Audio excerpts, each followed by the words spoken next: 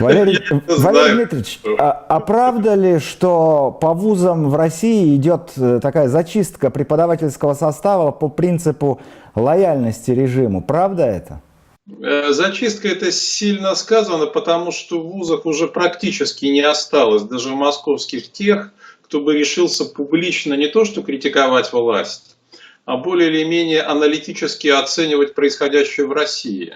Вот я был в ГИМО, несколько человек в высшей школе экономики, может быть, пара-тройка в других вузах, поэтому эту трудно даже зачисткой назвать. Я бы сказал, это уже контрольный выстрел почти. Послушайте, ну система образования действительно и так в плачевном состоянии находится. Но вот сейчас уйдут или уходят последние, можно сказать, ну, свободомыслящие люди. Ну к чему это приведет? Это же может привести к упразднению таблицы умножения или вообще ее превратят в таблицу деления одноклеточных.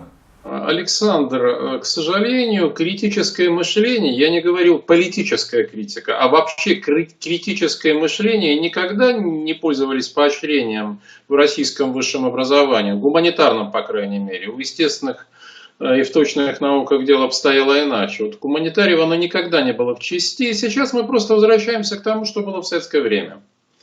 Даже в каком-то смысле в ухудшенном и, правда, карикатуренном виде. То есть вы можете придерживаться каких угодно взглядов, каких угодно, самых реакционных или самых, наоборот, либеральных, ультралиберальных, но главное, чтобы вы их публично никоим образом не выказывали.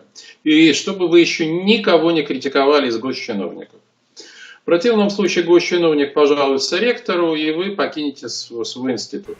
Но ведь речь идет о будущих поколениях. Это же образовательная система. Кого воспитаем? Александр, вот в ваших словах звучит забота о будущем. А тех людей, которые определяют политику, беспокоит исключительно настоящее. Они живут по принципу «день прожит, и слава Богу». Может, проблемы как-то сами собой рассосутся. Или мы достаточно наворуем, а потом слиняем. Поверьте, я не утрирую.